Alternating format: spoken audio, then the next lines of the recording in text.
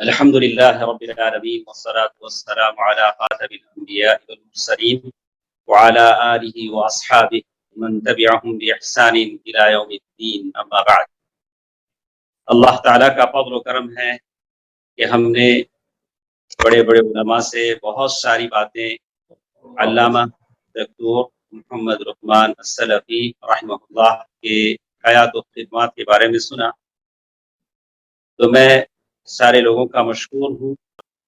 अल्लाह के फज़्ल व करम से मैं तो बस इतना समझता हूँ, आज अल्लाह ताला की तौफीक से हम एक ऐसी शख्सियत के ताल्लुक से सुन रहे हैं, सुनने की सआदत हासिल कर रहे हैं, जिनके बारे में कारवान हयात जो किताब हम उन्होंने लिखी है, उसके मुक़द्दमे में शेख लिखते हैं कि मैं ये किताब मुरतब कर रहा हूँ, हो सकता है कि मेरे ख़यालात का तनव्वुर, मेरे तजरिबात आइंदा आने वाले जो सलफ़ी नौजवान हैं उनके काम आ सके।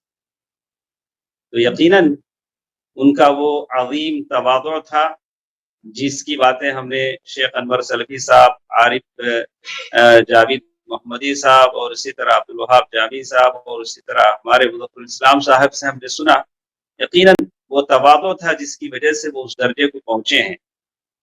तो एक चीज़ जो मैंने शेख के उस कारवान हयात को जब पढ़ा, तो जहाँ बहुत सारी बातें मैंने महसूस की, एक और जगह वो खुसूसियत के साथ नमाज के एहतमाम पर तवज्जो दिलाते हैं।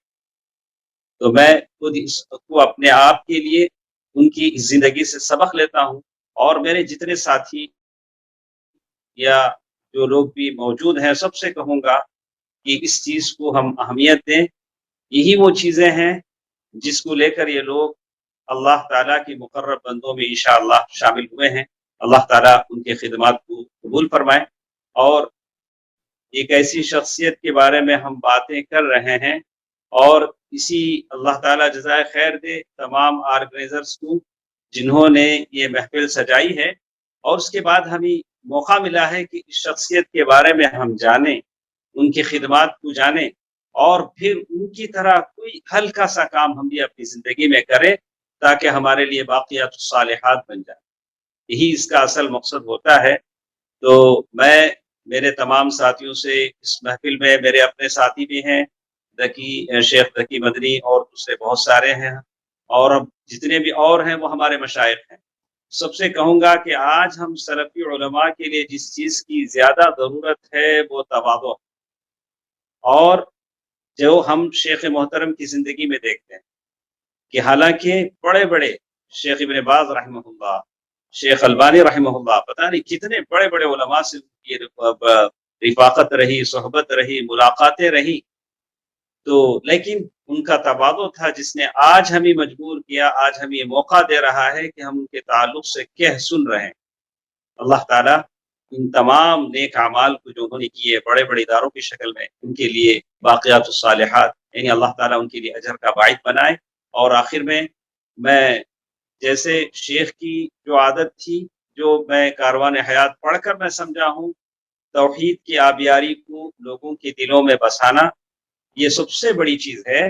जैसे एक मिसाल शेख ने बयान किया है कि जब उनको नज़र लग गई और दादी ने कोशिश किया कि कहीं किसी से कोई मंतर पढ़वाएं, तो दादा ने कहा कि मेरा बेटा मुवहिद है, मुवहिद रहेगा, अगर जिंदा है तो मुवहिद बनकर जिंदा रहे।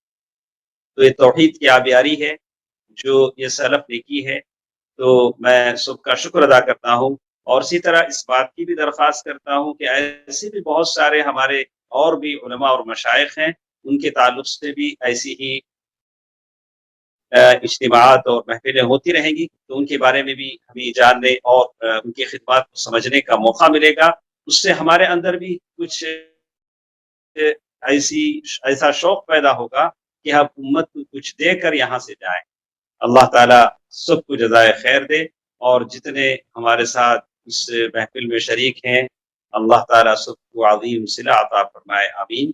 अस्सलामु आमीन आमीन। अलैकुम व रहमतुल्लाहि व सलाम व बरकातुहू। रहमतुल्लाह।